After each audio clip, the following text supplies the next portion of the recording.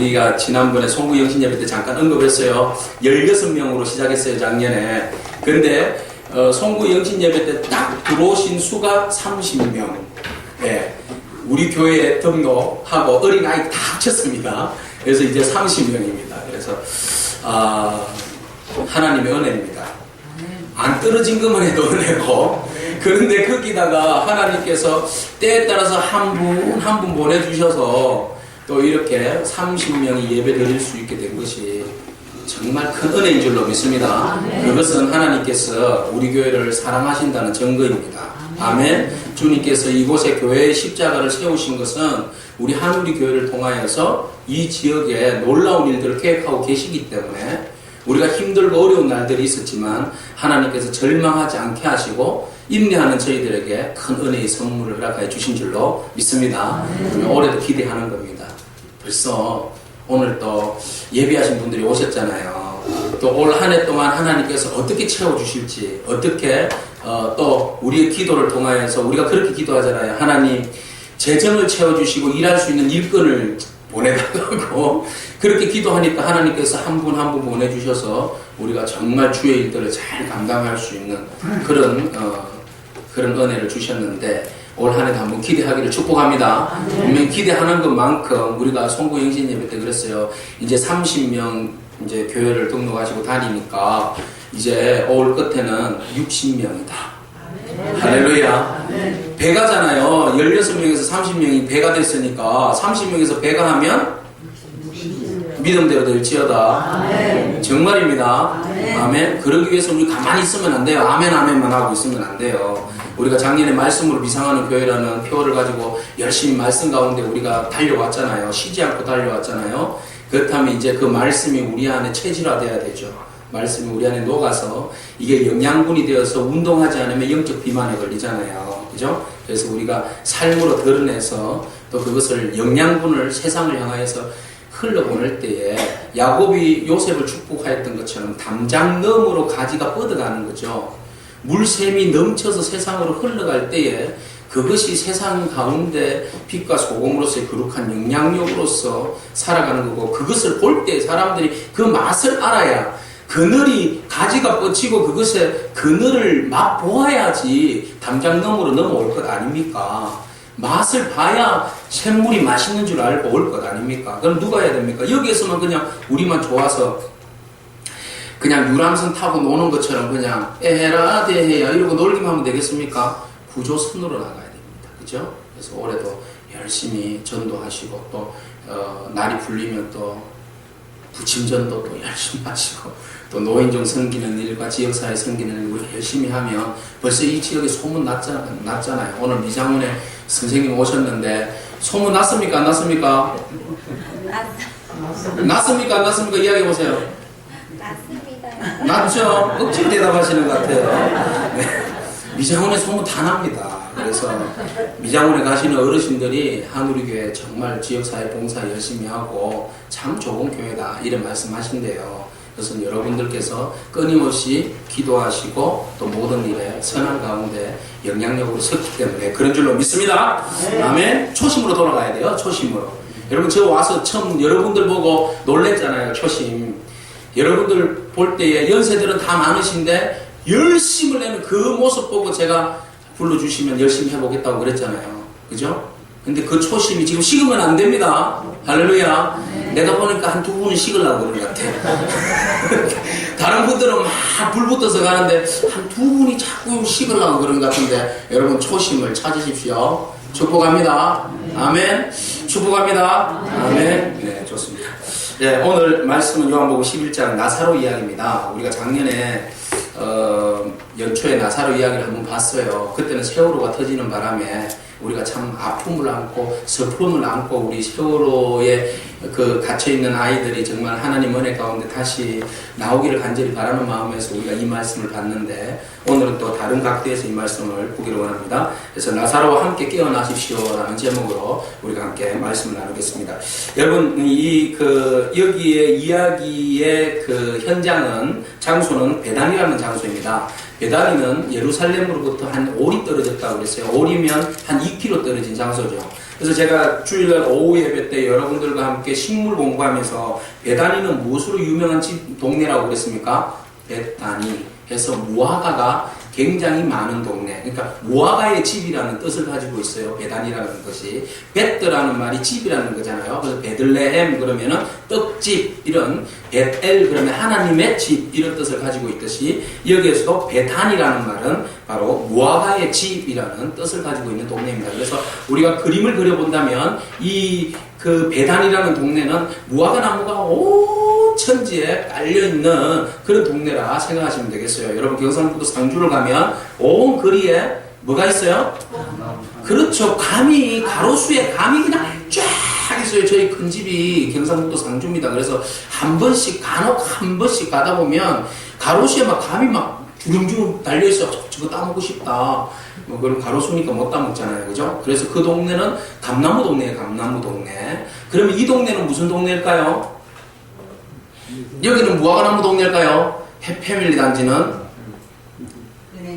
은행나무. 맞아요. 온 가을 되면 은행이 떨어져서 꾸릉내가 얼마나 많이 나는지. 온 천지에 이 은행나무가 아주 구석구석에 자리를 잡고 있어요. 그죠? 그래서 우리는 이 동네는 은행나무 동네. 네, 은행나무 동네. 자, 베다니에 세 남매가 있었는데 바로 마리아 마르다 또 누굽니까?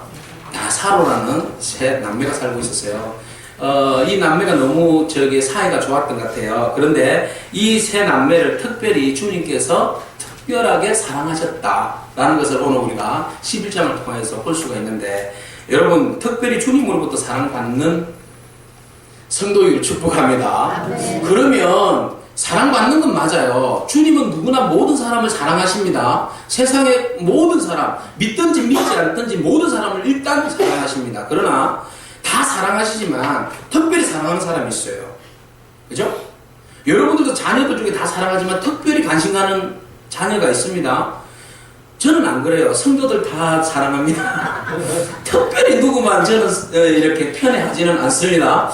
근데 예수님께서 이 그 베다니 동네에 있는 나사로와 마리아 마르다를 특별히 사랑하고 계셨다는 것을 우리가 오늘 본 말씀을 통해서 특별히 알 수 있어요. 그건 뭔가 하면 특별히 사랑하는데 주님께서 나사로가 죽었다는 이야기를 듣고 그리고 나사로의 무덤 앞에 가서 우셨다 그랬어요. 여러분 공간복음에서 사복음에서 예수님께서 수많은 사역들을 하셨는데 특별히 지명하여서 한 사람을 놓고 우셨다는 기사들 어디에서 보셨습니까? 별로 못 보셨어요. 그죠? 예루살렘을 바라보면서 앞으로 예루살렘 멸망할 것을 바라보면서 통곡하시고 우시는 것은 있고 또 마지막 날 밤에 그 목요일 밤에 겟세마네 동산에서 그 마지막 사역을 앞두고 그 통곡했던 주님의 그 울부짖는 울음은 있었지만 그러나 특별히 사람을 놓고 우셨다 없습니다. 한 군데 있어요. 어디요? 바로 이 나사로를 바라보시면서 우셨는데 이 나사로를 얼마나 사랑했으면 개인적으로 사랑했으면 주님께서 나사로를 바라보면서 눈물을 흘릴 것이냐 말이죠. 그렇다면 오늘 우리가 적용점을 찾아보기로 원합니다. 우리가 예수님으로 하여금 눈물 짓게 해야 됩니다. 할렐루야. 어떤 사람이 예수님으로 하여금 눈물 짓게 할 수 있을까요? 특별히 예수님에 대해서 더 신뢰하고 믿고 바라보고 따르는 사람 아니겠습니까? 예수님에 대해서 관계성 친밀함이에요. 관계성이 온전히 이루어지고 친밀하고 그 다음에 진실하고 내가 주님에 대해서 충성할 때에 주님이 우리에 대해서 더 많은 관심을 가지고 더 우리에게 더 친절함으로 더 진실함으로 다가오시는 거 아니겠습니까? 주님은 일반적으로 보편적으로는 다 사랑하지만 특별히 사랑하는 사람이 있다면 그 특별히 사랑받는 사람은 평소에 주님 앞에 아주 친밀감을 가지고 주님 기뻐하시는 뜻대로 진실함으로 충성되게 살아간 사람이라고 볼 수 있습니다. 그런 마리아 마르다, 나사로 성경에 구차하게 그런 기사들은 없지만 그들이 평소에 얼마나 주님을 사랑하고 주님을 잘 섬기고 주님 앞에 칭찬받는 그래서 특별하게 관심 가지고 그가 아프고 죽고 힘들었을 때에 주님께서 눈시울이 뜨겁게 눈물을 흘릴 정도로 감동을 줄 수 있는 그런 사람이었다는 사실 우리가 기억하기를 축복합니다. 그러면 이 은행나무 동네에서 주님의 감동, 주님께 감동을 줄 수 있는 그런 우리가 되기를 축복합니다. 그래서 우리 주님이 우리의 이름을 떠올릴 때에 막 괜히 이름 석자만 들어도 가슴 설레게 하시고 기뻐하시고 또 우리가 아프고 힘들 때에 같이 옆에서 울어주실 수 있는 너무나 친밀하신 주님, 너무나 친절하시고 너무나 우리 가운데 함께 하시는 주님을 우리가 올 한 해 동안 주님 멀리 계시는 분이 아니라 나와 함께 하시는 하나님으로 주님으로 영접하시고 경험하는 복된 한 해가 되기를 축복합니다. 자, 3절 말씀에 보면 여러분 3절 말씀을 보십시오. 같이 한번 읽기를 원합니다. 이에 그 누이들이 예수께 사람을 보내어 이르되 주여 보시옵소서 사랑하시는 자가 병들었나이다 하니. 그래요. 사람을 보내서 이야기하는데 어떤 사람이라고 소개하고 있어요? 사랑하시는 자. 주님이 사랑하시는 자. 우리가 소개받을 때 주님이 사랑하시는 이학신, 할렐루야. 주님이 사랑하시는 김인규 장로님, 얼마나 가슴 설레요. 우리 본인의 이름을 넣어서 한번 이야기해 볼까요? 주님이 사랑하시는 개똥이라고 우리 이름을 한번 불러서 한번 외쳐봅시다. 자, 시작. 주님이 사랑하시는 종찬이. 제 이름 부르지 마시고, 자, 여러분 이름을 불러주세요. 자, 시작. 주님이 사랑하시는 종찬이. 자, 옆 사람에게 이제 서로의 이름을 불러주세요. 주님이 사랑하시는 박찬주. 주님이 사랑하시는 최소은. 이런 식으로. 다른 사람을 이름을 불러줄 때의 그 존재로서 존재가 확인되는 겁니다. 그죠? 주님이 내가 너를 사랑한다 그랬을 때는 이미 주님의 손아귀에 들어있는 겁니다. 품 안에 있는 겁니다. 그래서 마리아, 마르다, 나사로는 주님이 사랑한다라고 이미 명명화되어 있어요. 그리고 우리가 주님의 사랑받는 자라면 우리가 벌써 주님의 품 안에 있는 겁니다. 그러니까 여러분 기죽을 필요도 없고 힘들어할 필요도 없고 절망할 필요도 없습니다. 우리는 주님의 기억된 바, 주님의 사랑 안에 머무는 자인 줄로 믿습니다. 아멘. 자, 33절에 보시면 이런 말씀이 있어요. 자, 그것을 더 확인시켜 주시는 말씀인데 그것이 33, 34, 35절에 우리에게 소개를 하고 있습니다. 같이 한번 읽어보도록 하겠습니다. 예수께서 그가 우는 것과 또 함께 온 유대인들이 우는 것을 보시고 심령에 비통이 여기시고 불쌍히 여기사 이르시되 그를 어디 두었느냐 이르되 주여 와서 보소서 하니 예수께서 눈물을 흘리시더라. 아멘. 그렇다면 오늘 우리의 영혼의 상태, 우리하고 주님과의 관계에 있어서 건강한가? 그죠? 주님과 우리와의 관계에 있어서 여러분 건강하십니까?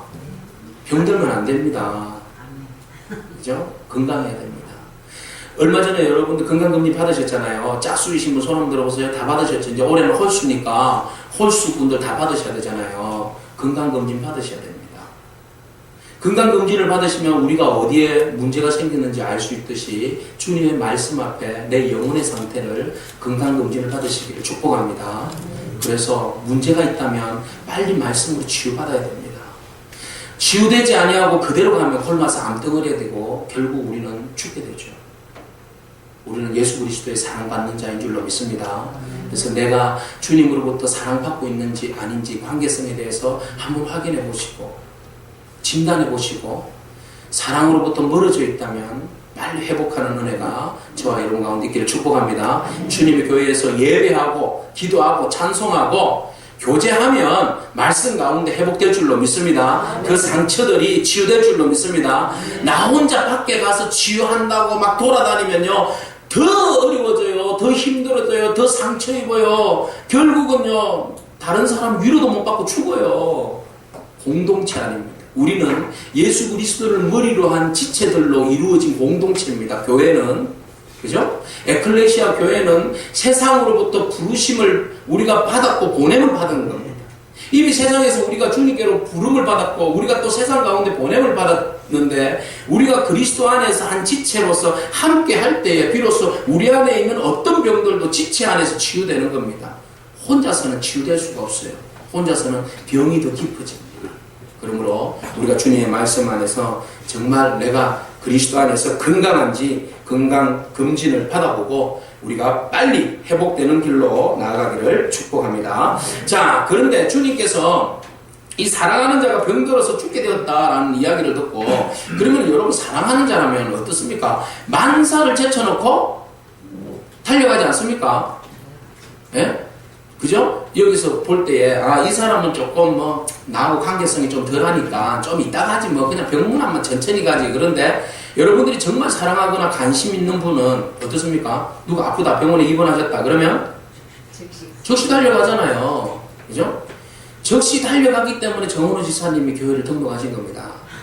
할렐루야. 우리 박 군사님이 쓰러지셨어요. 그래가지고 박 군사님이 막 쓰러지셔서 막 큰일 났다고, 지금 막 수술 들어간다고 장로님 전화 왔어요. 근데 제가 분당까지 가기에는 너무 거리가 멀어요. 그래서 전화로만 기도해달래. 근데 교육자가 전화로만 기도하면 찝찝하잖아요. 그래도 어찌됐는지 가보긴 가봐야 되는데, 그때가 밤늦은 시간이었죠. 그래서 그냥 만사를 제쳐놓고 달려갔어요. 다행히 뭐 이것저것 검사하시고 그래서 아직 수술실로 안 들어가고, 예? 근사님이 누워 계신 거예요. 그래서 기도하고, 그래서 수술 잘 마치고, 그때 정은호 지사님을 뵀는데, 그때는 굉장히 막 무게 있고 막 좀 가까이 하기에 좀 굉장히 무게 있는 사람처럼 이렇게 느껴졌어요. 근데 어떻게 하나님의 은혜로 주의 교회에 오셔서 등록하게 되었어요. 제가 알기로는 한몫한 것 같아요. 맞죠? 그렇습니다. 할렐루야. 봐요. 사랑하는 사람일수록 만사를 제쳐놓고 달려가면 역사가 이루어집니다. 그런데 시간과 때를 놓쳐버리면 이거는 후회도 돌이킬 수 없어요. 그죠? 후회도 돌이킬 수 없어요. 돌이킬 수 없어요. 그런데 예수님은 반응이 뭐예요? 안 갔어요. 지금 빨리 와서 지금 나사로가 죽게 됐다고 그러는데 지금 뭡니까?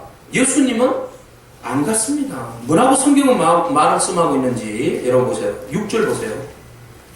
6절 보시면 이런 말씀이 있어요. 같이 읽겠습니다. 나사로가 병들었다 함을 들어주시고 그 계시던 곳에 이틀을 더 유하시고. 아니, 나사로가 병들었으면 달려가셔야죠. 그런데 이틀을 더 유하시더라, 안 가시더라 그랬어요. 왜 안 가셨을까? 이유가 뭘까? 이유는 주님께서 분명히 그것을 말씀하고 있습니다. 4절 말씀인데요. 같이 읽겠습니다. 예수께서 들으시고 이르시되 이 병은 죽을 병이 아니라 하나님의 영광을 위하며 하나님의 아들이 이로 말미암아 영광을 받게 하려 함이라 하시더라. 이 병은 무슨 병이에요? 죽을 병이 아니라 하나님의 영광을 드러내기 위한 병이고, 이 병을 통하여서 치유됨으로 인하여서 내가 누구인지, 인자가 하나님의 아들인 것을, 예수 그리스도 메시아인 것을 사람들로 하여금 알게 하기 위해서 하나님께서 이 병을 나사로에게 허락했다라는 것이죠. 우리가 사람이 아프면, 무슨 급한 일을 당하거나 어려운 일을 당하면 먼저 우리에게 다가오는 게 있어요. 마음이 있어요. 무슨 마음이에요? 초조 불안이에요. 초조하고 불안해서 급한 일을 당하면 당황해서 어찌할 줄 모르는 것이 우리 사람의 마음. 지금 우리의 삶 가운데 여러 가지 문제들을 겪을 수 있어요. 저마다 유형은 다르지만, 저마다 말은 하지 않지만, 웃고는 있지만 속으로는 쏘가리를 하고 있는 우리들의 모습을 보게 돼요. 마음이 너무 무겁고 어찌할 건 몰라서 해결할 점이 없어서 발만 동동 구르고 있는 우리들의 모습이에요. 어찌하면 좋겠습니까? 어찌하면 좋겠습니까? 주님이 오셔서 그 문제들을 좀 해결해 주면 좋겠는데, 쏙 시원하게 문제들을 해결해 주셨으면 좋겠는데, 주님은 아무런 말씀을 안 하셔요. 오늘 말씀처럼 더뎌요, 유하고 계시요, 말씀이 없어요. 말씀이 없어요. 어떻게 하면 좋겠냐? 여러분, 주님께서 지체하고 계시는 데는 다 이유가 있다. 우리가 주님을 믿는다면 주님께서 우리가 당하고 있는 모든 일들 가운데 선한 길을 열어주실 줄로 믿습니다.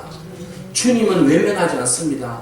어떤 방법이라도 합력하여서 선을 이루신다고 하나님은 우리가 생각할 때 초조하고 불안한 모든 것들 가운데 주님께서 선한 길로, 선한 방향으로 문제들을 해결해 주실 줄로 믿습니다.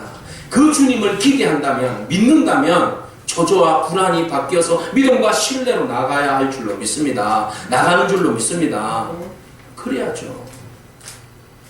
지금 마리아와 마르다는 불안, 다 죽을 것 같은데 예수님은 오시지 않지. 얼마나 불안한지 모르겠어요.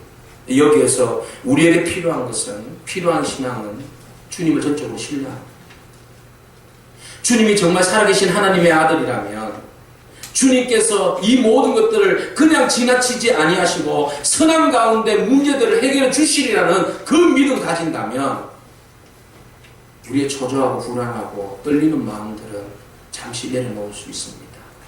오늘 이 시간에 우리 안에 있는 해결되지 않는 그 문제들, 불안한 문제들, 초조한 문제들, 어찌할 바 몰라서 해가 바뀌었지만 전혀 변화되지 않는 일들, 주님 앞에 전적으로 신뢰하기를 축복합니다. 주님 알아서 하십시오. 죽이든지 살리든지 주님이 알아서 하십시오. 나는 그냥 주님 안에서 그냥 평안하게 마음, 편안한 마음 가지려고. 주님께서 내 마음 위로해 주시고 주님께서 문제 해결해 주시지 아니하면 문제 해결자가 없잖아요. 전적으로 주님을 신뢰하는 그런 저와 여러분이기를 축복합니다. 조급하면 실수합니다.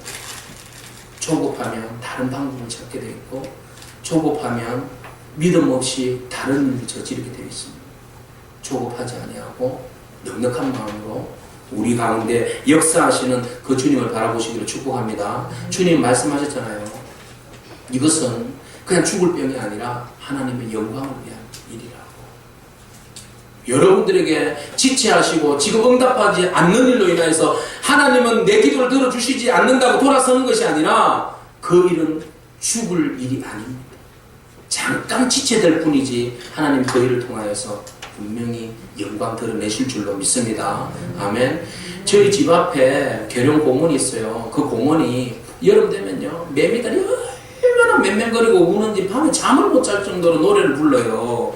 그러면 6월 말부터 시작해서 8월 중순까지 매미가 울어대는데요. 너무너무 속상해요.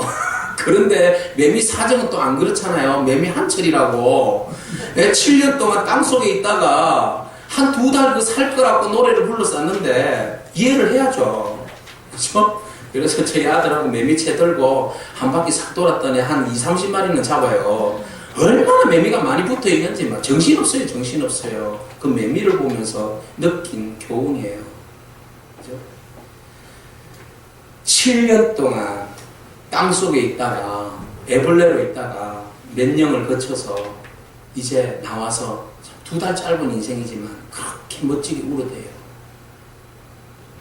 여러분, 지금은 7년일 수도 있어요. 우리의 삶이. 그죠? 응답되지 않고 암흑 가운데 그냥 묻혀있는 가운데서 7년을 기다릴 수도 있습니다.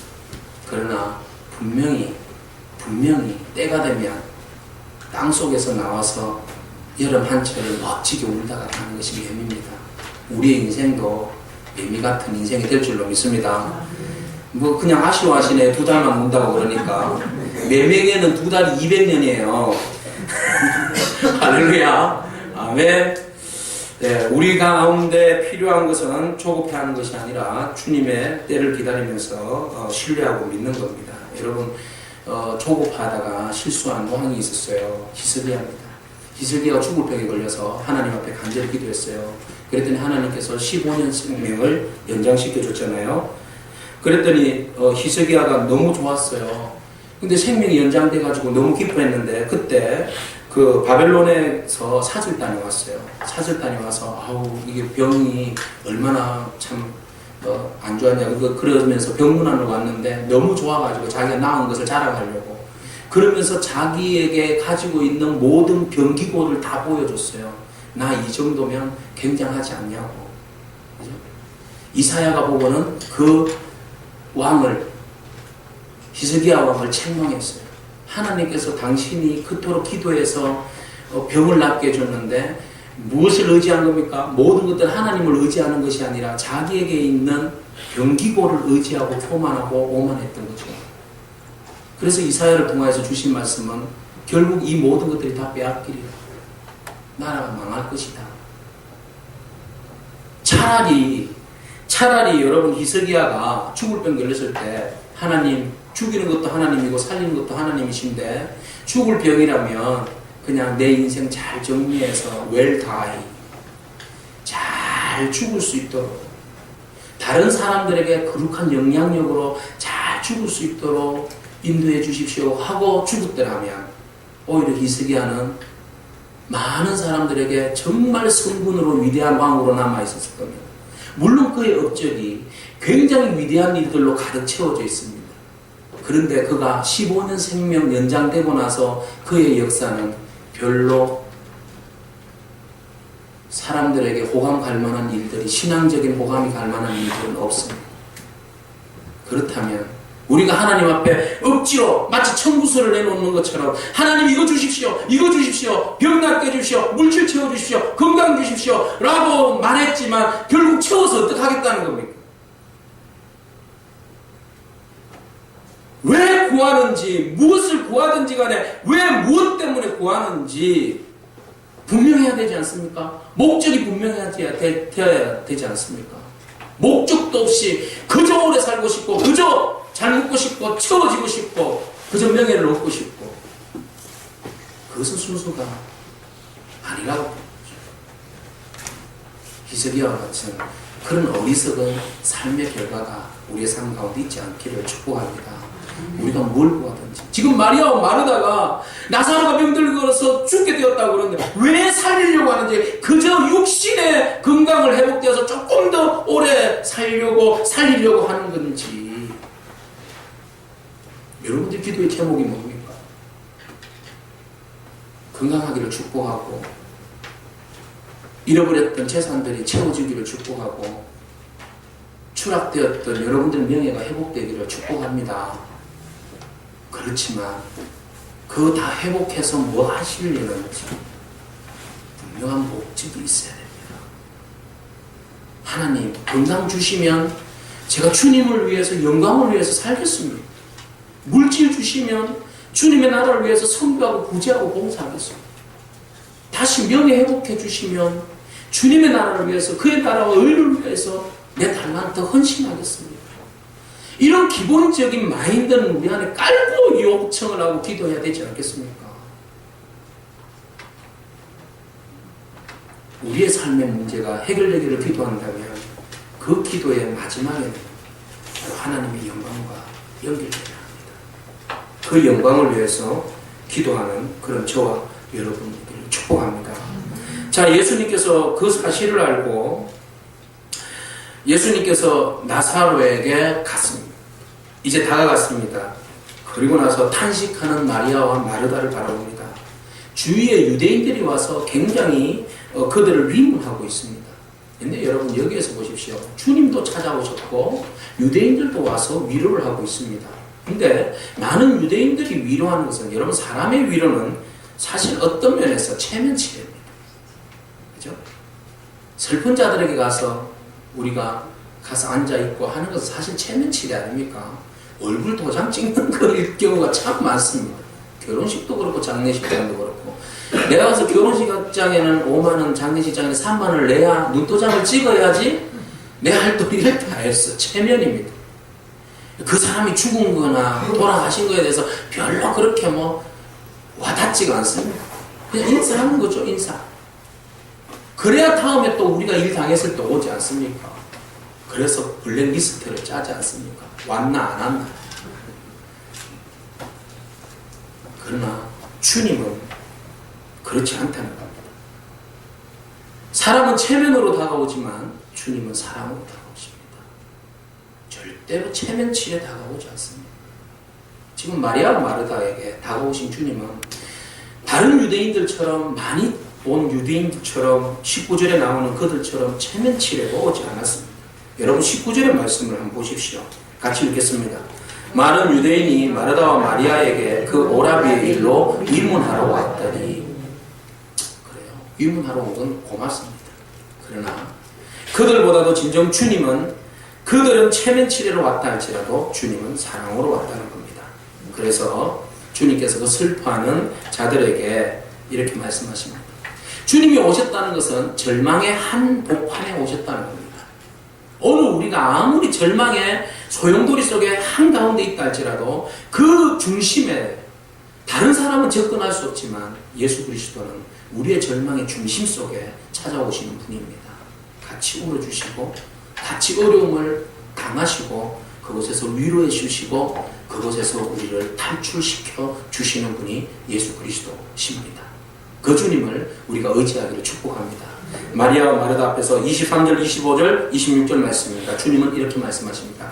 같이 읽도록 하겠습니다. 23절부터 읽겠습니다. 예수께서 이르시되 네 오라비가 다시 살아나리라. 마르다가 이르되 마지막 날 구할 때에는 다시 살아날 줄을 내가 아나이다. 예수께서 이르시되 나는 부활이요 생명이니 나를 믿는 자는 죽어도 살겠고 무릇 살아서 나를 믿는 자는 영원히 죽지 아니하리니 이것을 내가 믿느냐. 나사로는 반드시 살아난다. 할렐루야. 나사로는 반드시 살아난다는 겁니다. 이것은 누구의 말씀입니까? 주님의 말씀입니다. 천지를 창조하신 예수 그리스도의 선포의 말씀입니다. 오늘 우리에게 다가오셔서 말씀하십니다.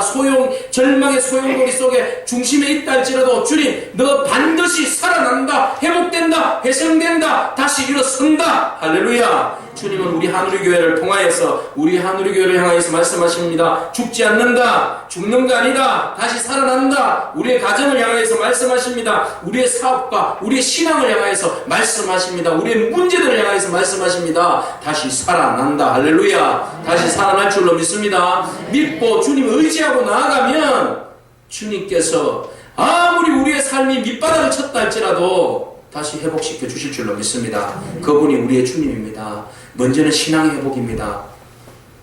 물질의 회복이 먼저가 아니라 신앙이 회복이고, 신앙이 먼저 회복이고 예배가 회복이 되어야 할 줄로 믿습니다. 먼저 순서가 먼저가 달라야 돼요. 먼저는 예배예요. 먼저는 신앙이에요. 먼저는 주님과의 관계의 회복이에요. 그럴 때 우리 안에 물질의 회복도 있고 관계의 회복도 있고 명예의 회복도 있는 줄로 믿습니다.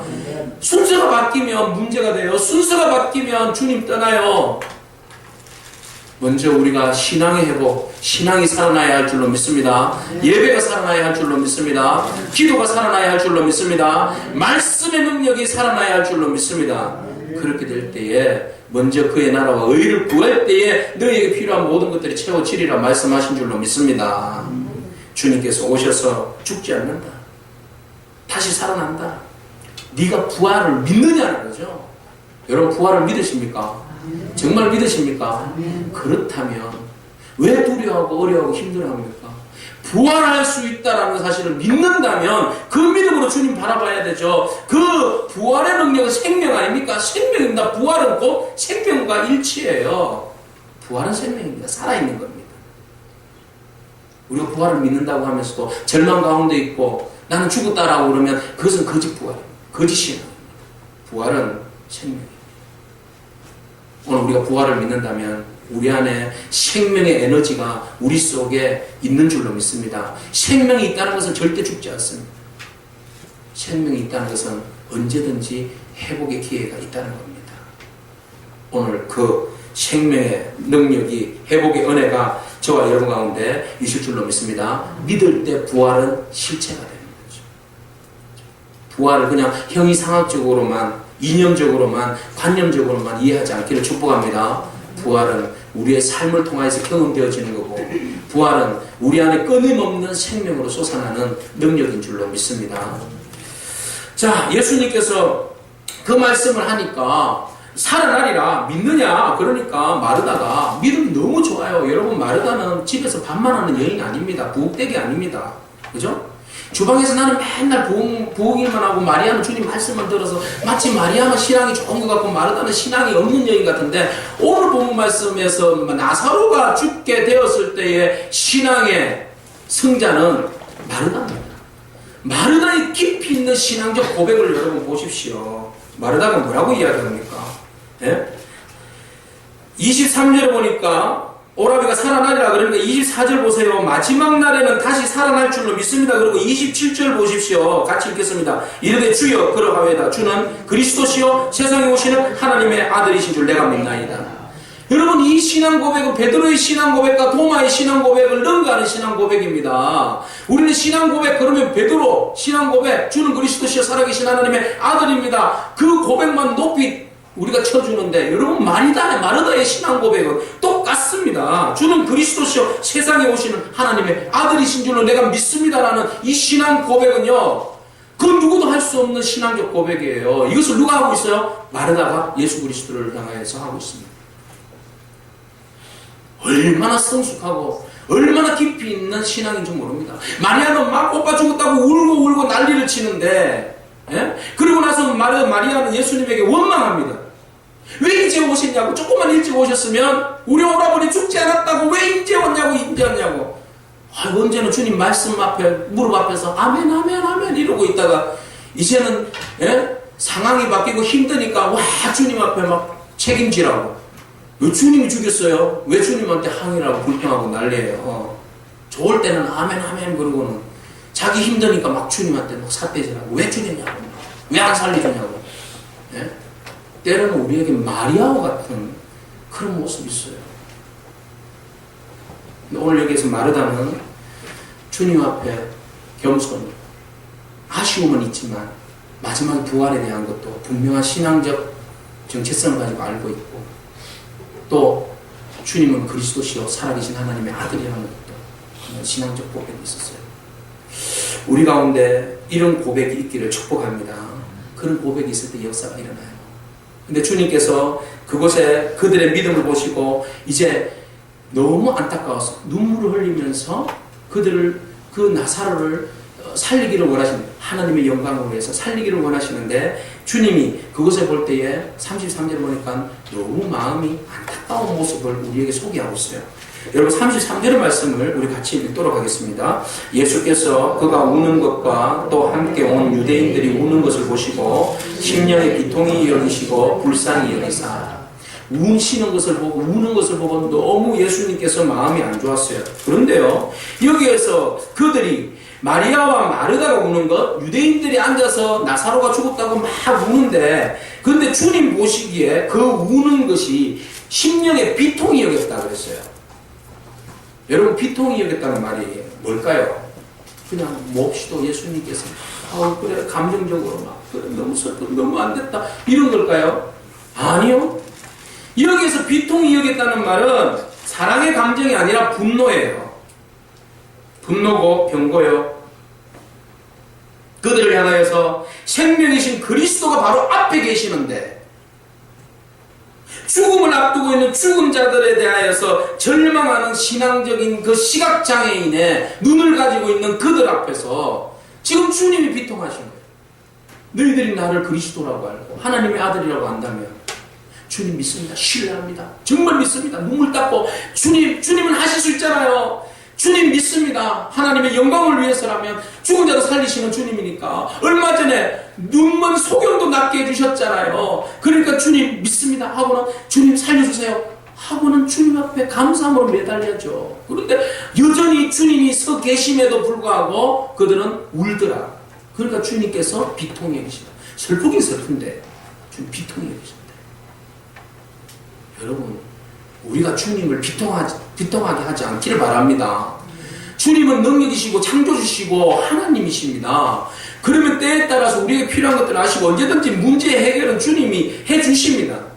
그런데 우리가 불안해가지고 주님 마치 돌아가신 것처럼, 주님 없는 것처럼, 안 계시는 것처럼 불안해가지고 막 그러고 막 족저하고 울고 불고 그러면 주님이 또 한 번 우리를 보시고 비통해 하시고,